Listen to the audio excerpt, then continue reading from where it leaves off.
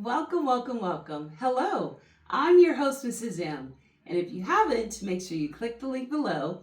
That way you can subscribe to my channel and not miss out on anything you need to scale your business to six figures and beyond. Wow! So I know we've got a lot of changes coming up in the new 2025-2026. And a lot of people are asking me, well, will there be any, like bids on SAM.gov? Are they still going to find contracts the same way?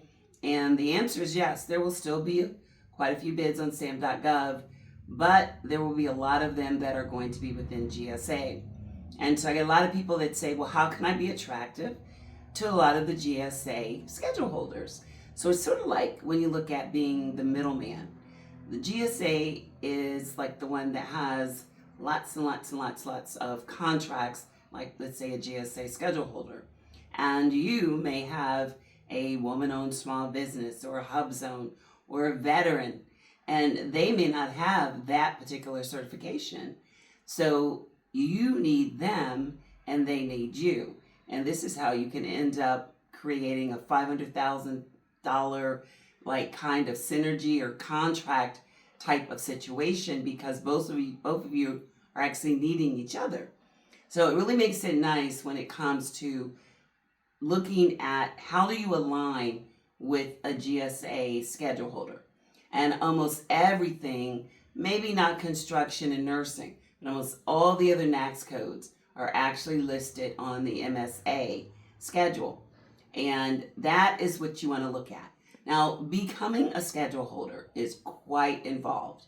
You have to have 2 years of being in business. You must have past performances, and you have to have your financials in order.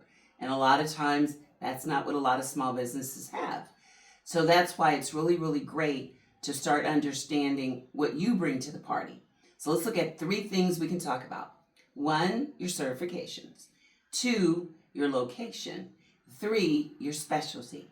You may have something that let's say you live in Ohio, and maybe the GSA holder is in Maryland. They may not want to go to Ohio, or they may not have that specialized equipment.